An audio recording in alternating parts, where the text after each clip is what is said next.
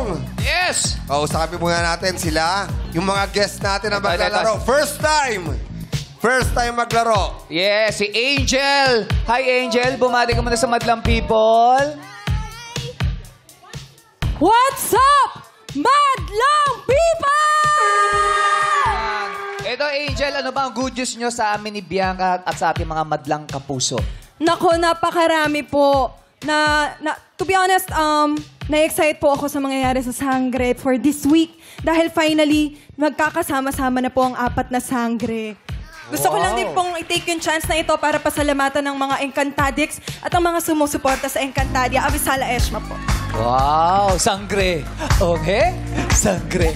Okay? Iba yun, Kuya Bong. Iba ba yun? Yes, Bianca. Meron ka pa magdadagdag. Yes, Kuya Bong. Maraming salamat po, Showtime, for having us dito. At sa lahat po ng mga Encantadix, mga kapuso, at mga pamilya na rin po na mga nanonood ng Encantadia. Kami po ay nasa bagong yugto na po ng aming buhay. Ang mga bagong henerasyon po ng mga Sangre ay sa wakas buo na. At mapapanood po ninyo ang aming pag-iensayo upang kami ay maging mga ganap na tagapangalaga ng mga brilliant. Yeah! Wow. Congratulations, Bianca, dahil patuloy na mamayagpag ang mga Sangre. Pero ngayon, anong pakiramdam na kasali ka ngayon dito? Kinakabahan ako.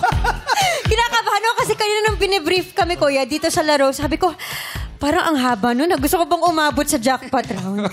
Parang nakakatakot. Pero lalaban dahil hindi tayo... Para sa Madlang People. Lalaban para sa Madlang People. Dapat matakot silang lahat, ha? Bakit? Ito sa katabi ko. Bakit? Angel Guardian to. Oh. May grace pa po ako. Tamo. Talagang... Kaya. Good luck sa inyo. Thank you. Good luck! Yeah. Okay.